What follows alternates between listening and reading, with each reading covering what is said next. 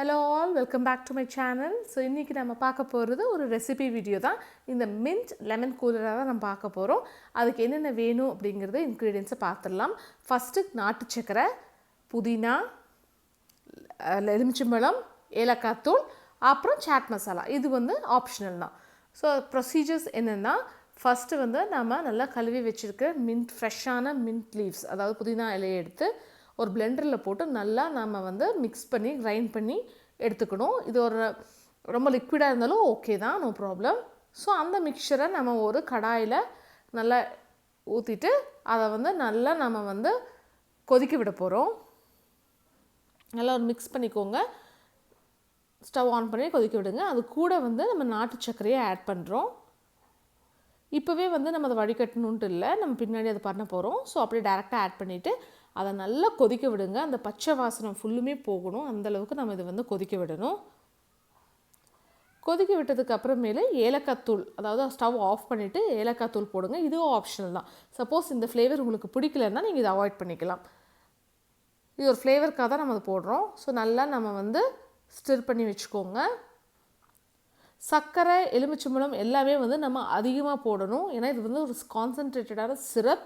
So அதிகமாக போடுங்க எல்லாமே. அப்புறம் நம்ம மீடியம் சைஸ், நான் அப்ராக்சிமேட்லி 2 லெமன் எடுத்து அதை ஜூஸ் எடுத்து வச்சுருக்கேன், அதையும் ஆட் பண்ணிக்கிறேன். சொன்ன மாதிரி ரொம்ப கான்சன்ட்ரேட்டடாக இருக்கணும். ஏன்னா இது ஊற்றிட்டு நம்ம சர்வ் பண்ணும்போது நம்ம நல்லா வாட்டரோ ஐஸோ போட்டு கொடுக்க போகிறோம். ஸோ அதனால் நல்லா ரொம்ப ஸ்வீட்டாகவும் ரொம்ப புளிப்பாகவும் இருக்கணும்.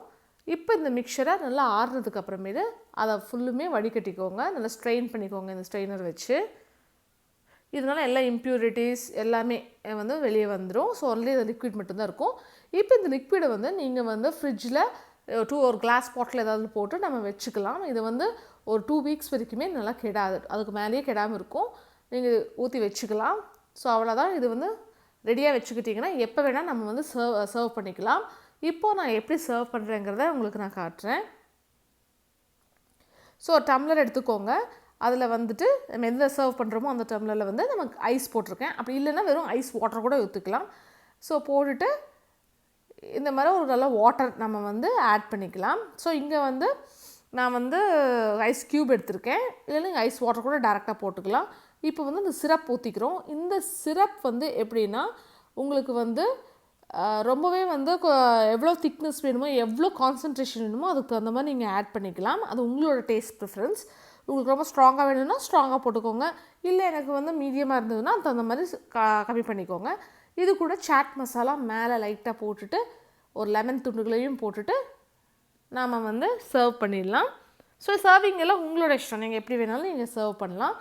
ஸோ அவ்வளோதான், இந்த ட்ரிங்க் ரெடி. இந்த சிரப்பை நீங்கள் வீட்லேயே பண்ணி வச்சுக்கிட்டிங்கன்னா உங்களுக்கு எப்போ ஃப்ரெண்ட்ஸோ இல்லை ரிலேட்டிவ்ஸ் யார் வந்தாலும் சரி இது நீங்கள் அப்படியே சர்வ் பண்ணிக்கலாம். ஐஸ் வாட்டர், ஐஸஸ் இருந்தால் போதும். போட்டுட்டு நம்ம சர்வ் பண்ணால் ஒரு சூப்பரான அமேசிங்கான ரெஃப்ரெஷிங்கான ட்ரிங்க் ரெடி. ப்ளஸ் இது ரொம்ப ஹெல்த்தியும் கூட. ஏன்னா நம்ம இதில் அஸ்கா சுகர் நம்ம போடவே இல்லை, ஒயிட் சுகர் போடல, ப்ரௌன் சுகர் தான் போட்டிருக்கோம். ஸோ அந்த வகையிலேயும் இது ஒரு நல்ல ஹெல்த்தியான ட்ரிங்காக இருக்கும். ஸோ ஐ ஹோப் உங்களுக்கு இந்த வீடியோ பிடிச்சிருக்குன்னு நம்புகிறேன். பிடிச்சிருந்தால் லைக் பண்ணுங்கள், ஷேர் பண்ணுங்கள், சப்ஸ்கிரைப் பண்ணிக்கோங்க எங்கள் சேனலை. தேங்க்யூ, பாய்.